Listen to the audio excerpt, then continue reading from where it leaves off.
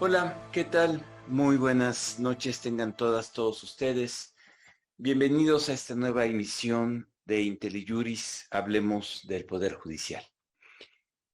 En esta ocasión vamos a tener la oportunidad de conversar, de analizar una decisión importante que tomó la Suprema Corte de Justicia hace ya algunas semanas, que tiene que ver con el problema de las minorías legislativas, la tutela judicial, y que está representada en dos acciones de inconstitucionalidad, la 62-2022 y su acumulada 77-2022. La verdad es que es un tema apasionante que tiene que ver no solo con cuestiones técnicas, sino con la concepción democrática del Parlamento, con los derechos de las minorías, con la representación, tiene muchos ángulos muy importantes. Creo que siente un precedente relevante para el sistema constitucional mexicano y que es una decisión que no hizo titulares y que sin embargo me parece los habría meritado en otras condiciones. Y para hablar de esta decisión, tengo el gusto de que nos acompañe esta noche Erika Mendoza Bergman. Ella es abogada litigante con práctica en Derecho Administrativo, Constitucional y Sectores Regulados. Es abogada por la Escuela Libre de Derecho, de la que también es profesora, socia de la firma Barrios Mendoza Bergmans Abogados. Y además, Erika, si me lo permites, ella estuvo muy involucrada en el diseño de la acción de inconstitucionalidad y conoce el tema a profundidad. Nos Muchas acompaña gracias. también, muchas gracias Erika, Luis Alberto Trejo, quien es licenciado en Derecho por la Universidad Autónoma de Querétaro, donde cursó la especialidad en Derecho Constitucional. Es especialista en Ciencia Política y Derecho Constitucional por el Centro de Estudios Políticos y Constitucionales de España y estudió también ahí el máster de Derecho Público en la Universidad Carlos III de Madrid. Carlos es autor del libro La objeción de conciencia en México, el derecho de sentir, coautor de varias tesis de jurisprudencia del Tribunal Constitucional Español, también publicado por la editorial Porrúa, y actualmente es secretario de Estudio y Cuenta de la Suprema Corte de Justicia y un conocedor a profundidad de este tipo de decisiones. Y finalmente nos acompaña Luis Felipe Nava. Él está por sumarse, tuvo un pequeño problema, pero ya en unos minutos nos acompaña. Quien es doctor en Derecho por la Universidad Complutense de Madrid, fue analista en el Servicio de Doctrina del Tribunal Constitucional Español, tiene varias becas y reconocimientos, trabajó durante algunos años en la Suprema Corte de Justicia, fue secretario técnico de la Comisión de Justicia del Senado de la República y actualmente es profesor de Derecho Constitucional y presidente de la Academia de Derecho Constitucional, Democracia y Derechos Humanos de la Universidad Iberoamericana. Luis Felipe es uno de los constitucionalistas jóvenes más, yo diría, activos, dinámicos, interesantes que tenemos y nos va a acompañar en esta sesión para comentar la decisión de la Suprema Corte. Bien, pues vamos a iniciar y creo que lo primero pues es explicar, compartir con ustedes, quizás algunos ya lo conocen, pero siempre vale la pena poner los antecedentes del caso, los hechos del caso, cómo se gesta esta controversia, esta acción de inconstitucionalidad, cuáles son los antecedentes, cuál fue el problema. No es un problema sencillo, es un problema que tiene varias aristas. Y le pediría a Erika, que lo conoce muy bien, que inicie nuestra sesión platicándonos de el caso y cómo se fue desarrollando todo este conjunto de elementos que llevaron finalmente a la presentación de un par de acciones de inconstitucionalidad. Erika, muchísimas gracias por aceptar la invitación y adelante, por favor. Muchas gracias nuevamente por la invitación y por la presentación también. Pues entrando en materia, porque es lo que todos venimos a discutir, ¿no? Venimos a discutir una de las sentencias, como bien lo dijo el doctor, pues más relevantes de los últimos meses o del último año de la Suprema Corte, ¿no? Pero esta acción de inconstitucionalidad tiene un antecedente contextual, como bien decía, bien relevante que se remonta a diciembre de 2021, ¿no?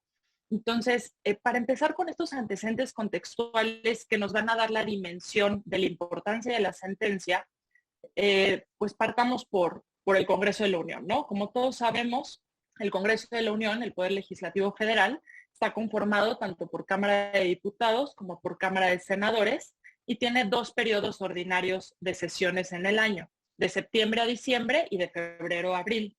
En el Inter, cuando el Congreso de la Unión no está en un periodo ordinario de sesiones, está en un periodo de receso. Y en este periodo de receso, que es en el Inter, en lo que acontecen las sesiones ordinarias, se conforma un órgano que se llama Comisión Permanente. Esta Comisión Permanente del Congreso de la Unión, en pocas palabras, continúa con las funciones más esenciales del Congreso de la Unión. La Comisión Permanente del Congreso de la Unión se integra por 19 diputados y 18 senadores, por lo que podemos decir que sí es un órgano legislativo bicameral, que es temporal porque solo funciona en periodo de receso y que tiene facultades constitucionales y de decisión. Aquí es un punto fijo, es un órgano meramente de trabajo interno, como otras comisiones que solo dictaminan o que forman parte de la estructura interna organizacional del Congreso. La Comisión Permanente sí toma decisiones, ¿no? Son funciones y atribuciones de la comisión, por lo que se dice que tiene que estar, o se entiende que tienen que estar representados los grupos y fuerzas políticas que integran las cámaras por el carácter plural y representativo que tiene el órgano, ¿no? ¿Cómo se elige la comisión permanente? Muy rápidamente, la Junta de Coordinación Política, que coloquialmente conocemos como JUCOPO, propone la integración de la comisión permanente previo al inicio de cada periodo en cada periodo de receso. Y la JUCOPO propone los integrantes y el pleno de cada cámara, ya sea de diputados o de senadores, vota en secreto la integración. El problema se da en diciembre de 2021, cuando se conforma la comisión permanente, porque no se toma en cuenta para determinar la integración a diversos diputados y senadores sin grupo parlamentario, es decir, independientes a los partidos políticos, o lo que conocemos coloquialmente o les decimos senadores sin bancada, ¿no? Los senadores independientes. Estos senadores y diputados ya habían solicitado que se les reconociera como grupo parlamentario plural de independientes, ¿no? Es decir, que se les reconociera como un grupo parlamentario, pero diciendo somos un grupo parlamentario sin partido político, ¿no? No somos ni la bancada del PRI, ni del PAN, ni de Morena. La JUCOPO, la Junta de Coordinación Política, los reconoce solo como agrupación, no como grupo parlamentario. Y es precisamente bajo esa razón o ese pretexto que se les dice no pueden ser considerados ustedes, diputados y senadores, sin bancada, o sea, sin partido político, para integrar la comisión permanente. Entonces, en diciembre de 2021 se propone y se vota la integración de la comisión permanente para ese periodo de receso, excluyendo a estos diputados y senadores sin partido. Estos diputados y senadores, llamémosles independientes, acuden al Tribunal Electoral a través de un juicio para la protección de los derechos político-electorales, lo que tradicionalmente conocemos como JDC. Y aducen que se han violado sus derechos político-electorales en relación con el ejercicio del cargo, ya que ellos aducen o hacen valer que tienen derecho a ser considerados y en su caso a integrar la comisión permanente, porque pertenecen a un grupo que quedó sin representación en el órgano legislativo, comisión permanente, que tiene que ser proporcional y plural porque toma decisiones, ¿no? Es un tema de representación de minorías también parlamentarias, ¿no? O de grupos parlamentarios, en este caso una minoría, ¿no? La historia es un poco más larga, pero el Tribunal Electoral les da la razón y resuelve fundados estos JDs, estos juicios para la protección de derechos político-electorales. Y les dice sí tienen derecho a ser considerados para proponer y en su caso integrar, si es que resultan favorables, la comisión permanente. y ordena en las sentencias el Tribunal Electoral, ordena a las cámaras que se establezca en su normativa interna un procedimiento para cumplir con esto, porque no había un procedimiento interno al interior de las cámaras para reconocer a los diputados senadores sin bancada para participar en la integración o la determinación de la comisión permanente. Esto lo hace con base en el principio de máxima representación efectiva, criterios de proporcionalidad y pluralidad. Les dice, esto lo tienes, esta adecuación en tu normativa interna, respetando, y ojo, eso es un tema que vamos a regresar un poco más adelante, respetando la autonomía y la división de poderes, porque no le dice a las cámaras cómo hacerlo. Les dice, lo tienes que hacer, cada cámara decidirá cómo, pero tienes que respetar estos principios de proporcionalidad y pluralidad. Hazlo, le señala, lo tienen que hacer en el periodo ordinario y implementarlo en la siguiente, implementar ese mecanismo en la siguiente conformación de la comisión permanente. Es decir, lo que se decidió en diciembre de 2021 se mantuvo. Esta decisión del Tribunal Electoral, por decirlo de manera coloquial, estas son dos sentencias del Tribunal Electoral de juicios también acumulados. Emiten una jurisprudencia en materia electoral bastante relevante a la que nos referiremos más adelante. Pero estas sentencias, pues imagínense, ordenan a las cámaras del Congreso que respeten estos derechos de las minorías parlamentarias o de los diputados y senadores sin partido. Y suenan las alarmas en el Congreso de la Unión, en los grupos mayoritarios, llamémosle el grupo mayoritario de Morena. Inmediatamente después, par de semanas o meses después, se propone una reforma a la Ley General de Medios de Impugnación en materia electoral. Es decir, hubo una reacción inmediata ante las sentencias del Tribunal Electoral que fueron notificadas a las cámaras del Congreso y dicen cómo se van a meter en cómo determinamos nosotros al interior de las cámaras nuestra vida interna, pues entonces proponemos una reforma a la Ley General del Sistema de Medios de Impugnación en materia electoral y la aprueban. Esta reforma básicamente lo que hace es reformar el artículo 10, ¿no?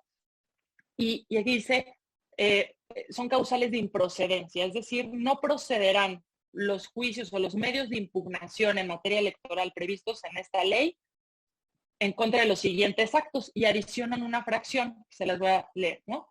No procederán los medios de impugnación en materia electoral en contra de cualquier acto parlamentario del Congreso de la Unión, su comisión permanente o cualquiera de sus cámaras, emitido por sus órganos de gobierno como los concernientes a la integración, organización y funcionamiento interno de sus órganos y comisiones legislativas. Entonces, lo que hace esta reforma legal es que excluye del control judicial electoral los actos del Congreso, pero tiene como antecedente realmente toda esta historia que les acabo de platicar, ¿no? Y lo que es interesante es que, bueno, se aprueba y se publica esta reforma adicionando una causal de improcedencia, excluyendo el control judicial electoral en contra de actos parlamentarios del Congreso. Y en contra de esta reforma, el 33% de la Cámara de Senadores interpone acción de inconstitucionalidad, del cual conoce la Suprema Corte, haciendo valer la inconstitucionalidad de esta nueva causal de improcedencia en medios electorales. También promueve acción de inconstitucionalidad un partido político, Movimiento Ciudadano, y las acciones se acumulan, pero tienen el mismo objeto. Entonces, eso da lugar a la acción de inconstitucionalidad que acaba de resolver recientemente la Corte, que es la sentencia que vamos a discutir aquí, ¿no? Entonces, la pregunta clave que tuvo que contestar la Corte es si es constitucional o no esta reforma que excluye del control judicial electoral la posibilidad de impugnar actos parlamentarios, ¿no? Básicamente lo que hace esta reforma es excluir a los senadores y diputados que vayan al Tribunal Electoral a hacer valer una violación a sus derechos político-electorales al interior de las cámaras. Básicamente es, ya no vayan y hagan lo que ya hicieron al impugnar su exclusión de poder ser tomados en cuenta, por ejemplo, para la conformación de la comisión permanente. Y casos similares, porque una de las cosas que vamos a discutir aquí es que esta prohibición es absoluta y sobreinclusiva, ¿no? Algo que trata mucho la Corte el Pleno de la Corte en su discusión. La postura de la mayoría del Congreso, es decir, de Morena, para aprobar esta reforma, o sus argumentos, que también hay que mencionarlos, señalan que el Congreso tiene autonomía al interior, ¿no? Y dice, hay un principio de división de poderes y no puede otro poder, como es el Poder Judicial a través del Tribunal Electoral, tener injerencias, así lo llaman, a nuestra vida interna, ¿no? A nuestros actos parlamentarios. Entonces, no se puede estar metiendo a revisar nuestros actos parlamentarios otro poder. Ese es básicamente el argumento o las razones de la mayoría de Morena para proponer esta ley y aprobarla, ¿no? Entonces, el planteamiento de la acción de inconstitucionalidad, bueno, fueron 5 conceptos de invalidez y en unos momentos más iremos sobre ellos, pero básicamente el argumento principal es un tema de acceso a la justicia y recurso judicial efectivo, ¿no? Si dice, esa causal de improcedencia que excluye del control judicial electoral los actos parlamentarios, deja sin recurso efectivo a senadores y diputados para hacer valer sus derechos político-electorales, ¿no? Actos parlamentarios que violen sus derechos político-electorales. Entonces, voy a ceder la palabra para no acaparar tampoco aquí el micrófono. Adelanto nada más que la acción de inconstitucional o las acciones de inconstitucionalidad acumuladas se resolvieron fundadas, ¿no? Siento sobre la mesa algo sobre lo que regresaremos más tarde, que es la diferencia entre actos legislativos y actos intraparlamentarios o actos parlamentarios y actos formalmente o tradicionalmente entendidos como leyes y actos intraparlamentarios que básicamente no tienen el carácter de ley, como lo sería la aprobación y la determinación de qué va a ser quiénes van a conformar la comisión permanente. Pues eso es un acto del Congreso que no tiene el carácter de ley, ¿no? Entonces, por eso decimos la justiciabilidad de actos intraparlamentarios que no tienen el carácter de ley. Y con esto cedo la palabra. Hay muchas consideraciones porque es un tema que tiene muchísimas aristas. Jurídica, ahora me tocó la parte contextual de pues el chisme de antecedentes de por qué es tan relevante esta acción, ¿no? Porque realmente la relevancia contextual de o la relevancia nos la da el propio contexto, es decir, cómo se van a defender diputados y senadores de minorías cuando hay una mayoría tan fuerte en congresos, cuando dicen yo para ejercer mi trabajo, mi función, yo fui votado para ejercer una función legislativa, para ser senador o diputado, y me están privando de ejercer mi trabajo, ¿no? Básicamente mi función legislativa. Pero bueno, muchas gracias y me esperaré a siguientes rondas para esta discusión. Gracias, Erika. Yo creo que nos das muy bien el contexto, anuncias los argumentos centrales de la acción y ahora le pediríamos a Luis Alberto, quien vio el tema desde una perspectiva distinta, desde el punto de vista de los jueces constitucionales. Luis Alberto, ¿cómo analizas el asunto? ¿Cuáles eran las diferentes aristas? ¿Qué argumentos fueron los que tuvieron que valorar? ¿Cuál fue el racional de los ministros al tomar la decisión que tomaron? Adelante, por favor. Gracias. Buenas noches, en primer lugar, a todo el auditorio, a la abogada Mendoza Berman. Un gusto conocerla y escuchar sus planteamientos. Creo que da justo en el punto central de la discusión. Al profesor Sergio López Ayllón por la invitación, por la oportunidad de estar aquí debatiendo. Voy a tratar de ser muy breve porque creo que la parte más importante de esta sesión es el debate que se va eventualmente a entablar entre nosotros, el auditorio, sobre este apasionante tema. Y bueno, en unos momentos que tengamos la presencia del doctor Nava, va a ser todavía más interesante porque él es uno de los principales expertos de los derechos de los parlamentarios en el contexto jurídico. Bueno, partimos como lo decía la abogada, de el planteamiento que hace ante la Suprema Corte un partido político nacional y una minoría parlamentaria. Que esto es justo no paradójico, sino lo interesante de cómo funciona el sistema jurisdiccional en el que la propia minoría parlamentaria que se considera vulnerar en sus derechos para ejercer cargos públicos representativos. Hago esta acotación porque va a ser importante en un momento. Para plantear a la Suprema Corte en una vía abstracta, que es la acción de inconstitucionalidad, para que se tutele su derecho y ahora sí, paradójicamente, no se le impida ejercer sus derechos de defensa ante otras sedes, como el Tribunal Electoral, en este caso, del Poder Judicial de la Federación. Aunque vamos a ver que este precedente va a impactar no solamente en la ley general, que es la que se está revisando en este caso, sino también en las diversas legislaciones y diversas jurisdiccionales electorales de las entidades federativas. Así que esto va a ser como un efecto dominó. El primer problema al que se enfrenta la Suprema Corte en este asunto es una causal de improcedencia también de la acción de inconstitucionalidad, un óbice procesal que tiene que superar la Suprema Corte.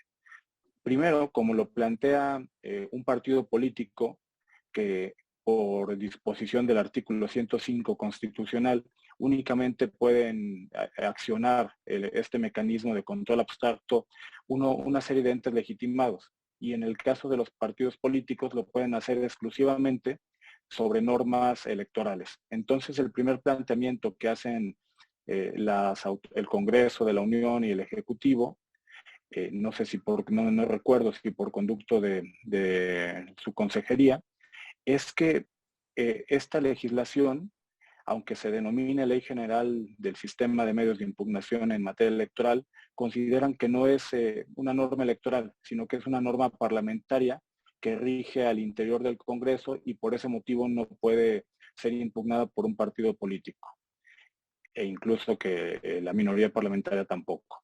Entonces, este primer planteamiento es el que se tiene que hacer cargo la Suprema Corte y tiene muchas aristas, pero el principal punto y la forma en la que lo supera es bajo el argumento que si se resuelve en este caso y que es un acto ajeno a la materia electoral, ya estarían de manera implícita resolviendo el fondo del asunto.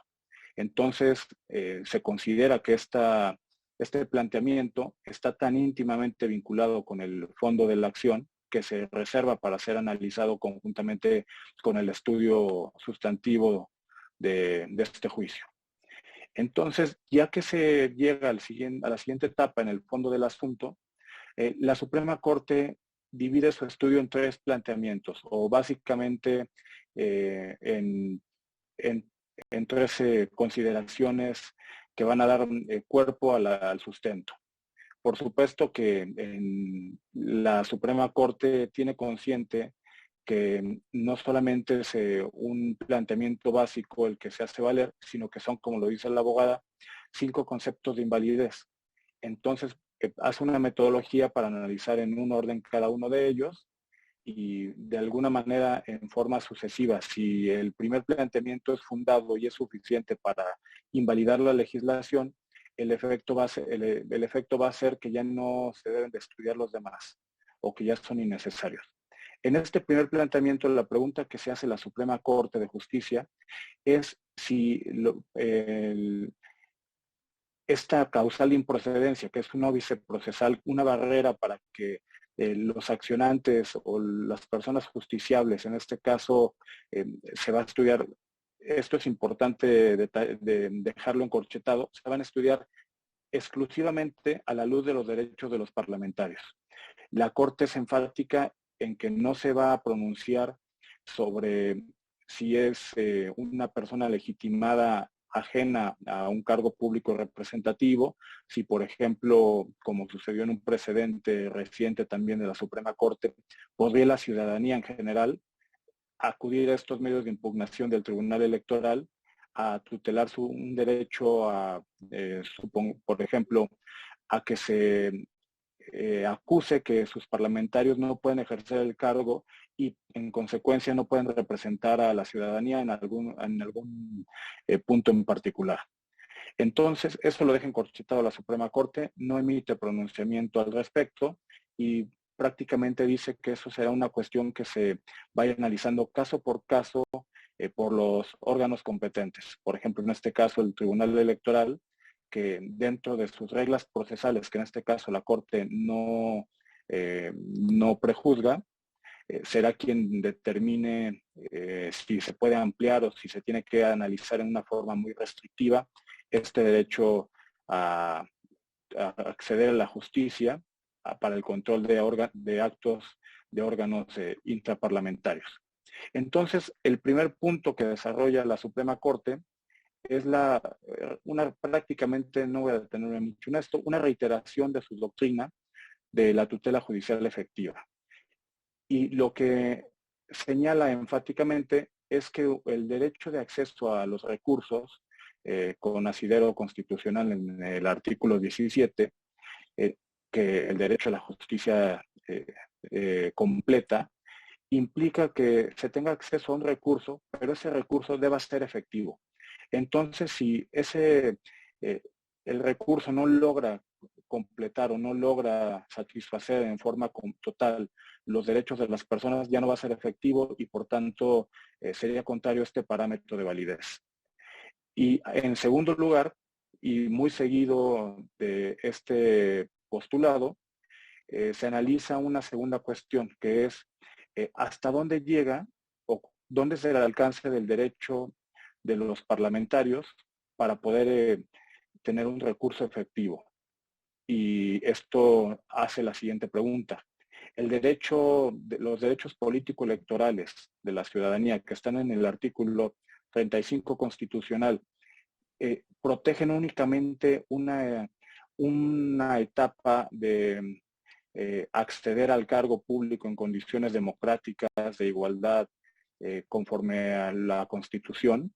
Es decir, esta serie de derechos políticos que comúnmente conocemos que ha sido tutelados por el Tribunal Electoral o los de las entidades federativas en las distintas etapas, las campañas, en que se respete el voto de la ciudadanía, en que se respete la decisión popular y que una vez que una persona logró alcanzar una mayoría y tiene un escaño parlamentario o de municipio, o gubernaturas, presidencia de la República, si ese derecho de acceso a los cargos públicos se agota en ese momento, o si una vez que ya toma posesión del cargo, hay algo más. Si tiene una trascendencia, digamos, para efectos de la tutela judicial, si es posible proteger el derecho de los parlamentarios en este caso. Y la Suprema Corte contesta que sí, que los derechos político-electorales no se agotan en ser votados, sino que también implican necesariamente, y por eso decía que era importante esta faceta del recurso efectivo, porque no se agotan únicamente en acceder al cargo, sino que implica también que deben de poder desempeñarlo conforme a lo que la doctrina, y en este caso la Suprema Corte retoma, que es ese núcleo de la función parlamentaria, que el estatuto del parlamentario, que es como una especie de bloque de validez o de un bloque de derechos que es la Constitución, tratados internacionales, las leyes, por supuesto, pero también los reglamentos de las cámaras. Y esto es importante porque no siempre se ha integrado el parámetro de esta forma, y en este caso la Corte considera que es una parte importante porque implica una serie de prerrogativas y de derechos de los parlamentarios que al estar aprobadas por el Congreso forman parte de ese núcleo de la función pública representativa. De modo que si se le impidiera a un parlamentario contar con alguno de estos derechos, se le estaría tratando en forma desigual frente a los demás.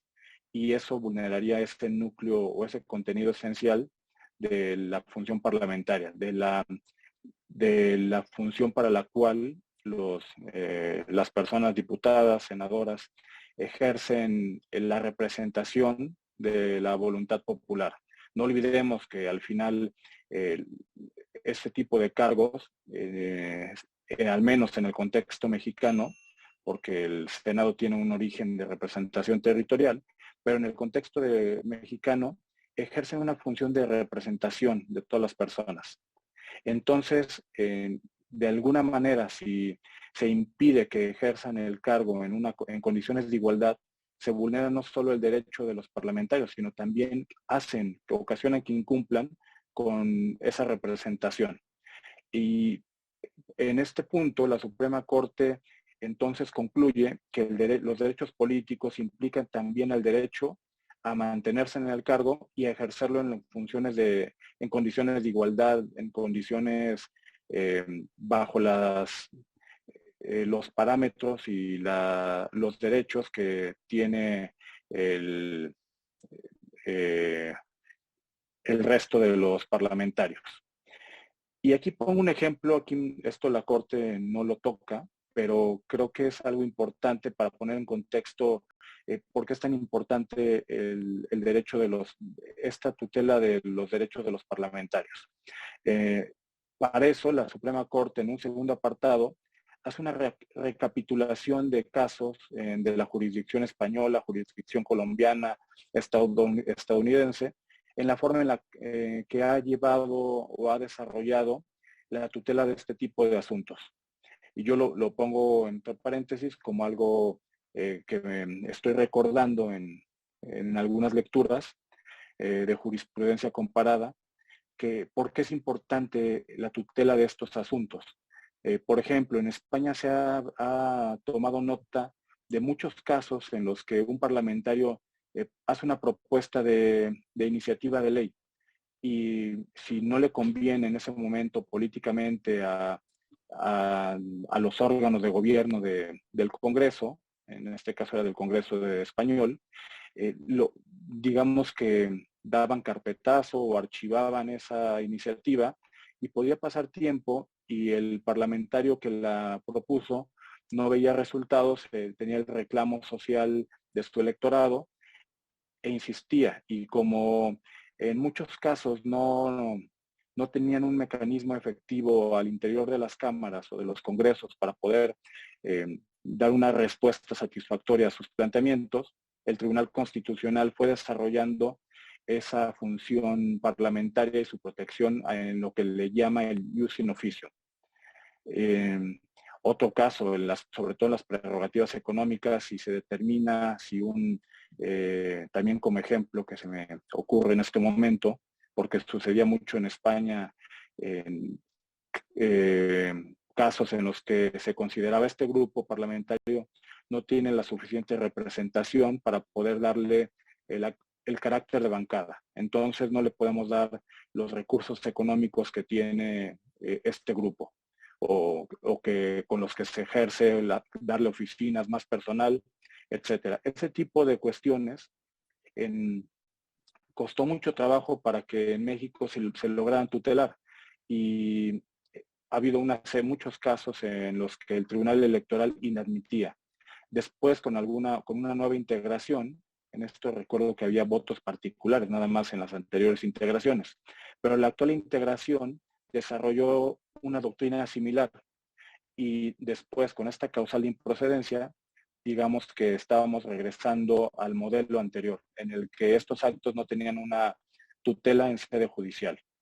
Y en ese punto, en el tercer apartado que discute la Suprema Corte, hace esta recapitulación de los precedentes y llega a la conclusión o sienta un estándar de validez que a partir de este derecho no solo de acceder al cargo público, sino de ejercerlo en condiciones de igualdad y efectivas para poder ejercer la función, retoma esos conceptos de núcleo básico de la función parlamentaria y llega a la conclusión que por supuesto se tienen que tutelar en sede judicial. Y aquí es donde es también muy importante porque durante la discusión varios ministros cuestionaron ¿y por qué lo tiene que hacer el Tribunal Electoral? ¿Por qué no lo hace la Suprema Corte de Justicia? Y se recuperan algunos precedentes del alto tribunal en el que se fue desarrollando en forma paralela al Tribunal Electoral una doctrina similar. y únicamente como ejemplos que en la discusión se llevaron, hay dos muy destacados que se llevaron a cabo el año pasado en amparo. Entonces tenemos que por un lado el Tribunal Electoral analiza un caso o el núcleo de la función parlamentaria desde una óptica, desde la función del diputado, de senadores, y por otro lado la Suprema Corte lo ve desde el otro lado, desde la función de la ciudadanía que exige que se le represente en una serie de condiciones. En este caso se analiza por la Corte en la primera sala dos amparos en revisión, que son aquellos que se impugnaron en contra de actos, lo que le denominaron legislativos intraparlamentarios, o actos parlamentarios que no habían culminado con un acto legislativo en forma de ley, lo cual antes tampoco podía ser impugnado. Entonces la Suprema Corte avanza primero en este caso en la legitimación que se le da a las personas que eran ONGs y personas que se autoadscribían como integrantes de la comunidad de la diversidad sexual. En este caso era una legislación que se había propuesto o una reforma que se había propuesto para poder integrar el matrimonio igualitario. Pero en los órganos de gobierno del Congreso de Yucatán habían determinado que no se iba a hacer una votación abierta como nominal como normalmente se hacía, sino que iba a tener que ser una votación secreta. Entonces, bajo esta forma, ya no había una vinculación entre los parlamentarios y la ciudadanía, y no se alcanzaron los votos suficientes para poder aprobar la iniciativa y poder integrar el matrimonio igualitario en Yucatán. Entonces, las ONGs y la ciudadanía que se consideraba vulnerada en sus derechos impugnaron esta en amparo, y la Corte le dio la razón. Consideró que eso era una vulneración ya en el fondo, una vulneración de las reglas parlamentarias, del debate, de la deliberación pública que debía existir, la forma de la votación, y le concedió el amparo a estas personas y organizaciones no gubernamentales. Pero lo importante de este caso es que, por un lado, la Suprema Corte reconoció la existencia de este núcleo de la función parlamentaria y de la tutela de actos intraparlamentarios. Y por otro lado, en esta acción de inconstitucionalidad, cierra la pinza para poder también ejercer esa tutela, pero desde el ámbito de las personas parlamentarias. Y en esto la Suprema Corte hizo mucho énfasis que no se cerrara, que no se prejuzgara, y esas son algunas modificaciones al proyecto inicial que tendremos que ver en un engrose eventualmente. Esperemos que esto sea ya a la brevedad, y en la que se diga que no se va a prejuzgar sobre cuál es la procedencia, sino que pueda haber muchos mecanismos aptos en sede judicial para poder acceder a esta tutela judicial de actos intraparlamentarios. Entonces no es solo limitativo a la materia electoral. Y también algo que se hizo mucho énfasis en la discusión fue que yo todo esto lo estoy retomando del debate de la sesión del 22 de agosto, de este año. Otra cosa que se hizo mucho énfasis es que no se está juzgando en este caso por la Suprema Corte cuáles son los actos parlamentarios que deben o pueden ser judicializables, sino que esto deberá llevarse caso a caso, y para eso fija un estándar. ¿Qué cosas o qué acto parlamentario puede ser justiciable en sede en este caso del sistema de medios de impugnación en materia electoral? Y lo que se concluye es que aquellos que no tienen digamos, un límite constitucional para que puedan ser tutelados, y aquellos que no implican una actividad discrecional de corte político de las cámaras. Es decir, no todos los actos del Congreso van a ser tutelables. Habrá algunos que la propia Constitución considere que son definitivos e inatacables. Habrá algunos otros que por su contenido eminentemente político la Suprema Corte de Justicia o el Tribunal Electoral no se van a meter porque, y aquí recuerdo estos criterios que tomó la Corte en la novena época, tomándolo de esta figura de las political questions de Estados Unidos, que para evitar que la Corte se meta en cuestiones políticas que solo la van a polarizar o a afectar, se consideraba en esa época que no podían ser judicializables. De alguna forma eso pues no se ha abandonado o sigue sujeto a si se impugna un acto eminentemente político, pues posiblemente la Corte o el Tribunal Electoral, en esa facultad de autocontención que tiene, pudiera decir que no pueden ser impugnables, pero los que afectan un derecho fundamental o son susceptibles de afectar un derecho fundamental, la idea de esta sentencia es que sí podían ser tutelables. Y Alberto, por eso... adelante, adelante. Ya nada más para concluir, y por este motivo, sin prejuzgar, lo que concluye la Corte es que deberá ser caso a caso en los que el Tribunal Electoral pueda, conforme a sus reglas de competencia y de procedencia, entender cuáles casos sí son judicializables, pero no puede ser válida un límite absoluto que no haga esta distinción en la legislación.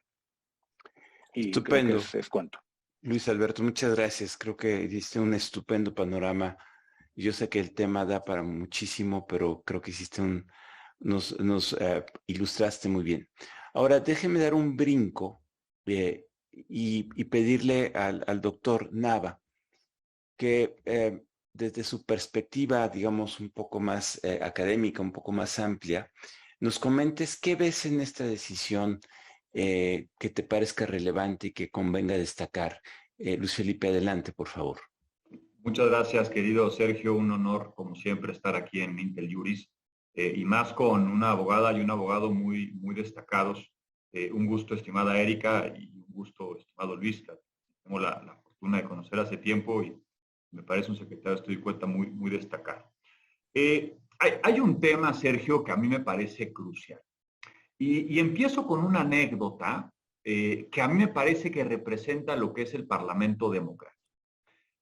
Cuando empieza el constitucionalismo racional normativo, que todos sabemos que empieza con Estados Unidos, la primera constitución racional normativa en 1787, Thomas Jefferson, antes de ser presidente, fue vicepresidente después de su gran archienemigo John Adams.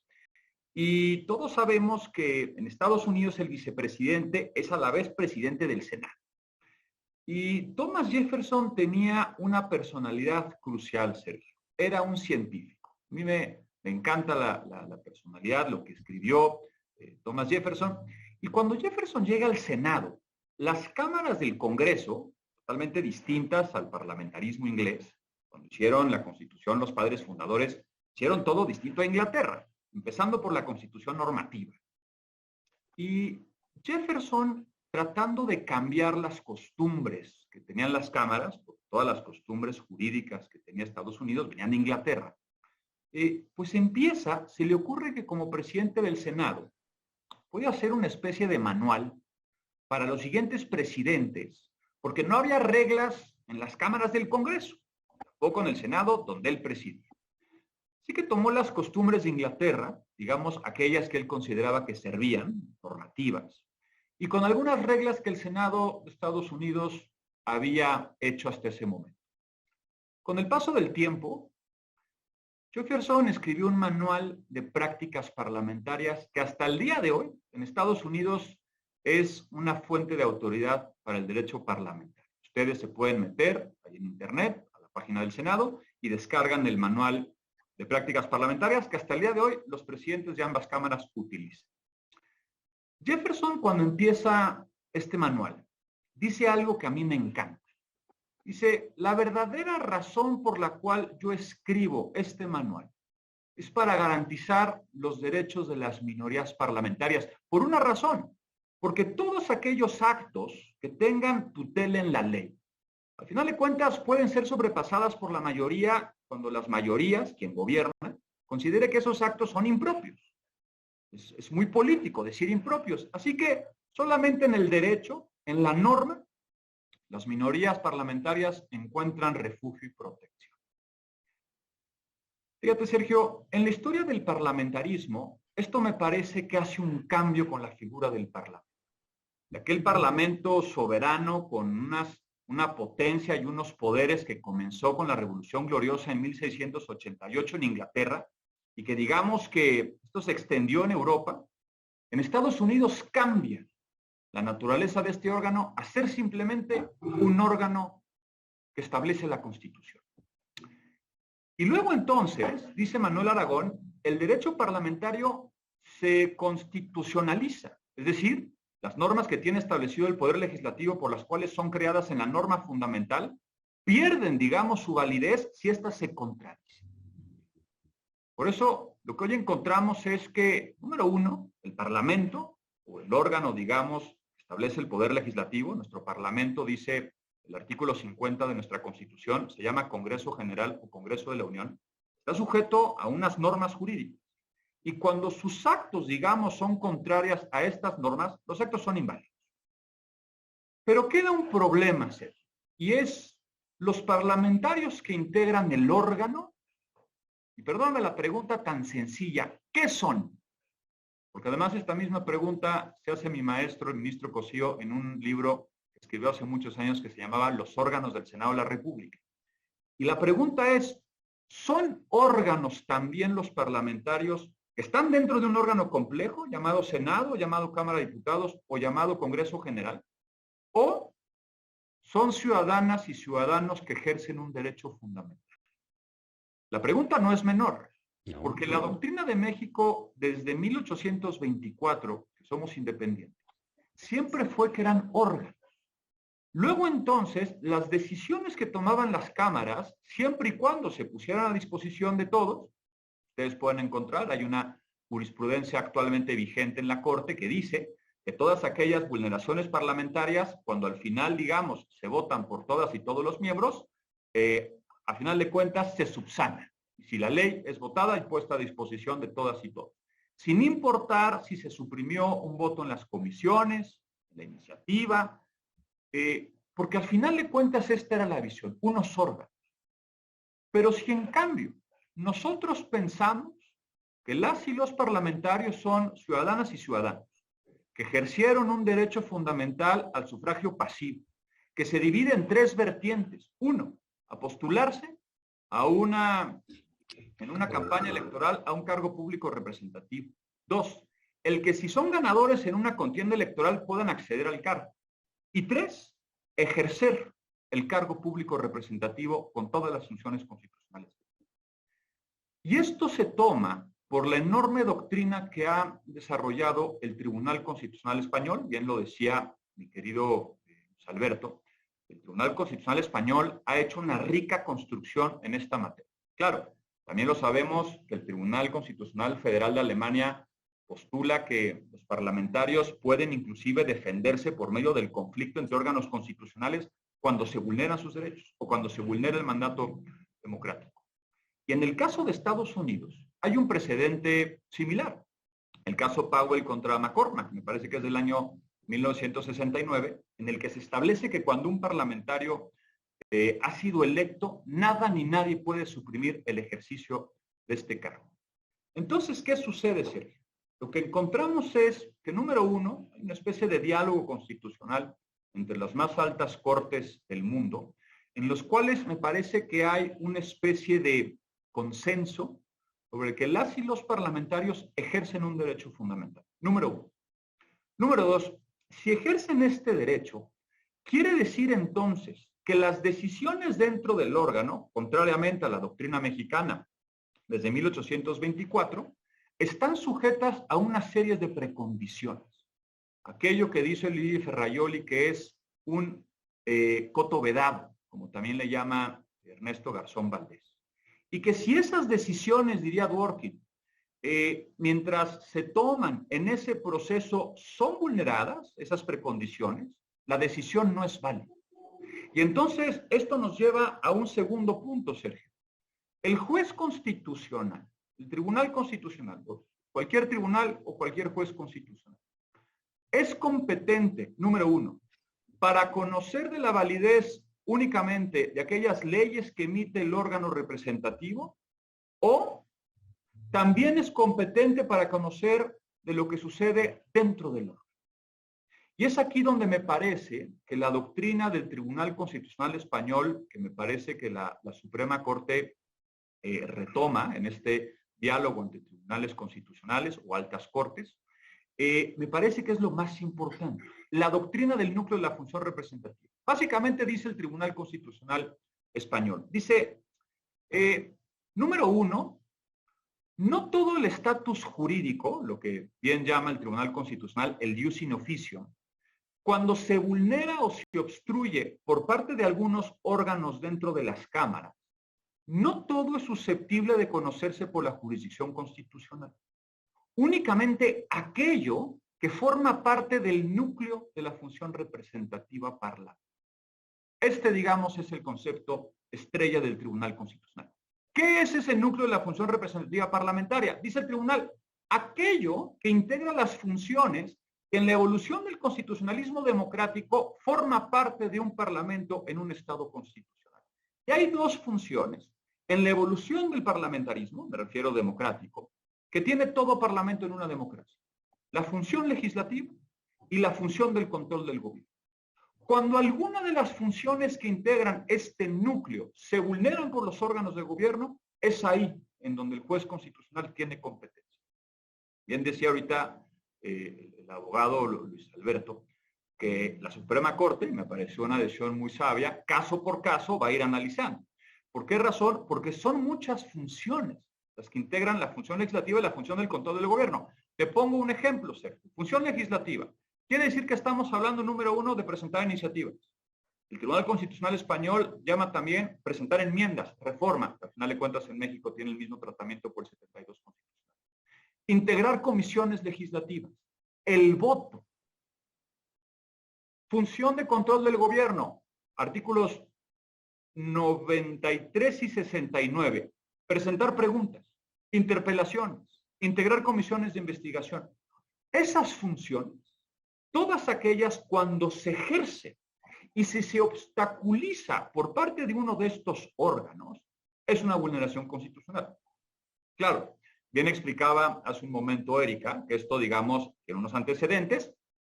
Sucedió como sabemos, la aprobación de esta norma jurídica, de esta imposibilidad de que conozca el Tribunal Electoral, por lo que pasó con la Comisión Permanente. Claro, porque en la Comisión Permanente, dice el artículo 78 de la Constitución, se integran ambas funciones. Y entonces, claro, el legislador, cuando intenta obstruir esto en el artículo 10 de la Ley General de Medios, lo que hace, digamos, es, número uno, con el conocimiento de la nueva jurisprudencia del Tribunal Electoral, en el que reconoce que es un derecho fundamental al sufragio pasivo, es decir, un derecho electoral, votar, ser votado, sufragio pasivo, tres vertientes, entre ellas ejercer el cargo público representativo.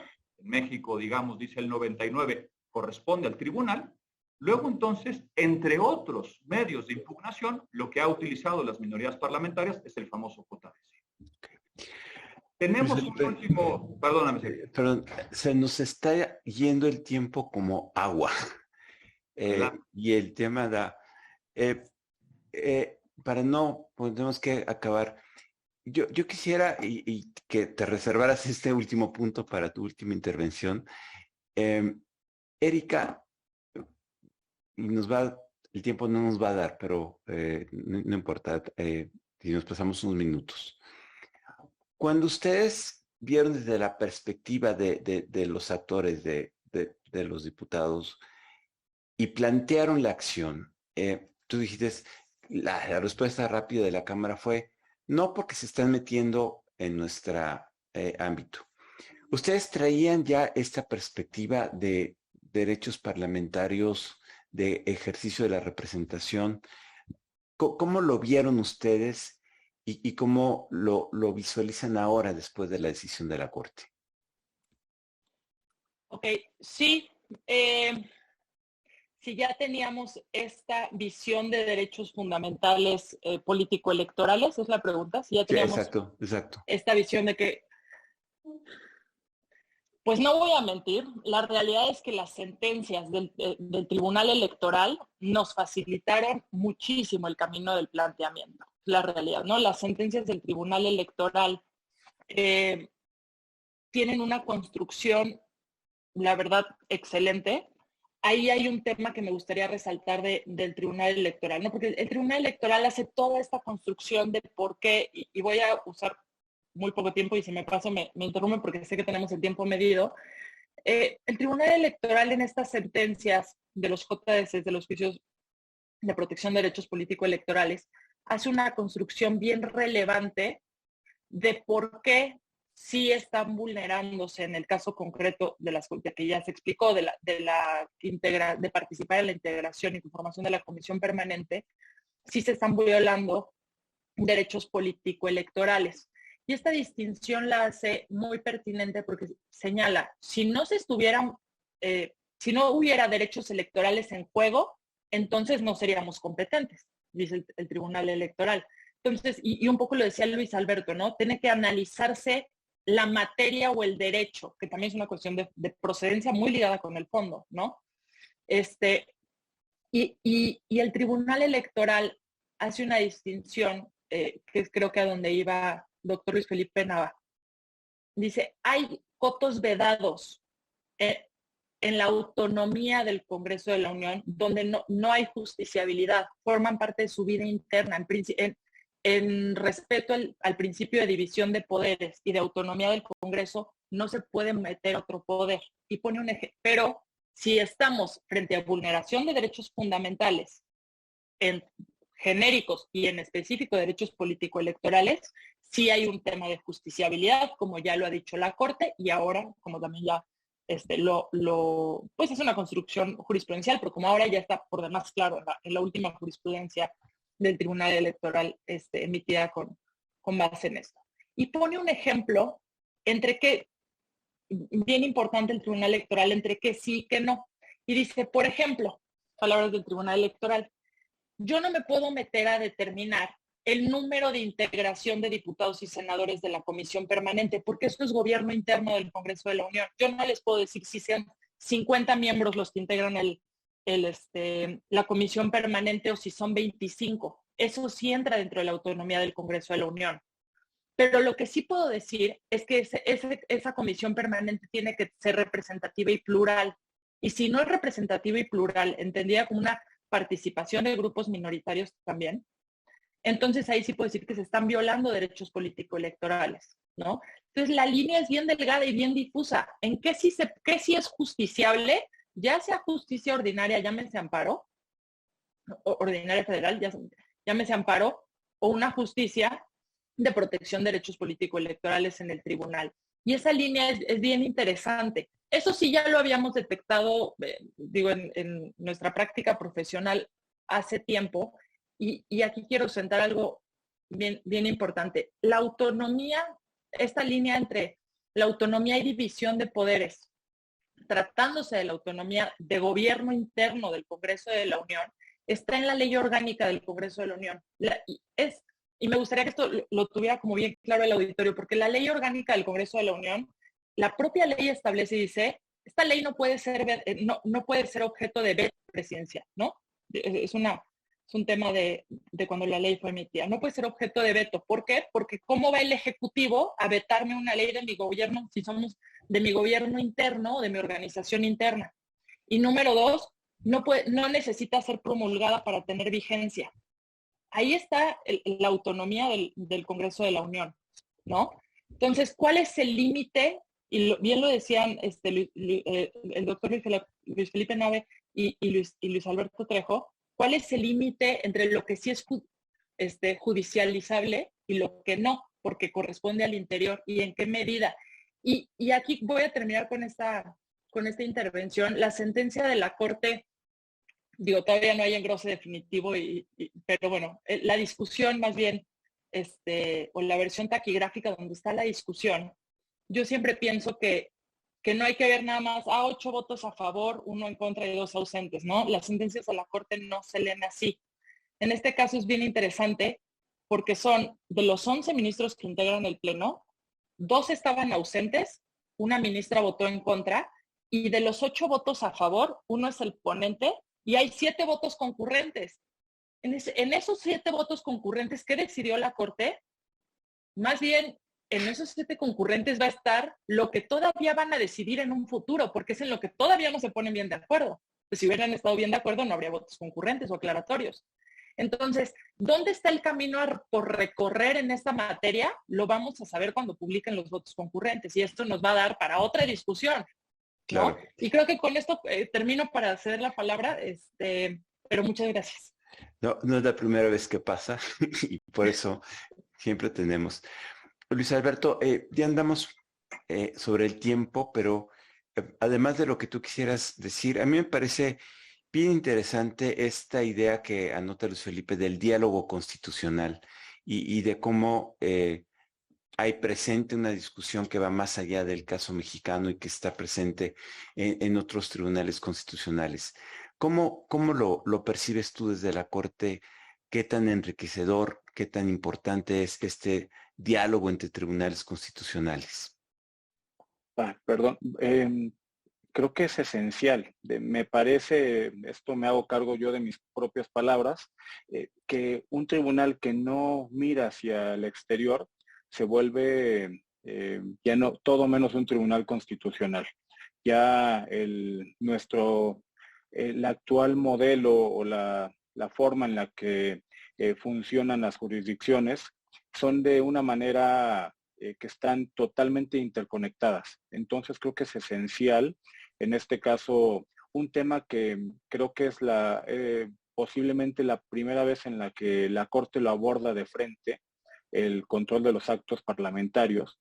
Y si bien llega a la conclusión que nadie puede estar por encima de la Constitución, ni siquiera los poderes constituidos, mucho menos ellos, lo cierto es que tiene que ver hacia otras cortes, altas cortes, como el Tribunal Constitucional Español e italiano, que partía de esa doctrina de los acta corporis de Estados Unidos, Colombia incluso. Y obviamente a partir de la reforma de 2011, es muy importante la jurisdicción de la Corte Interamericana y de la Convención Americana. Entonces me parece que es esencial y la Corte ha logrado hacer un diálogo entre estas jurisdicciones muy interesante. Y a mí me gustaría seguir escuchando a Luis Felipe, que me quedé anotando muchísimas cosas que decía. Lo dejamos al final. Por la brevedad del tiempo, Luis Felipe, pues te pido que cierres. Y nada más aprovechar para invitar a nuestras amigas, a nuestros amigos.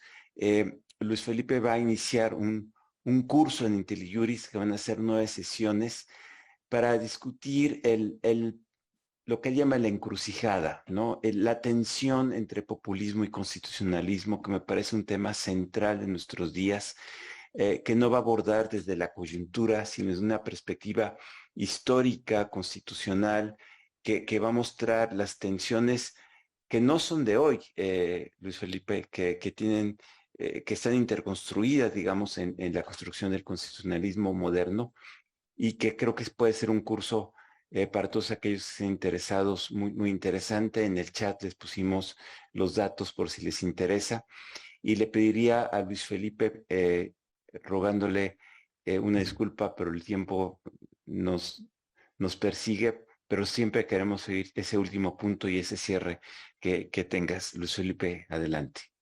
Al contrario, querido Sergio, eres muy generoso. Yo cerraría con 3 cosas, Sergio. La primera, y como siempre, pues al referirte a este curso, y que eres muy, muy generoso, fíjate, yo lo que diría es, discusiones como esta abonan en lo que significa el constitucionalismo. Es decir, aquel que mira la Constitución como norma jurídica con todas sus consecuencias. El populismo es exactamente distinto.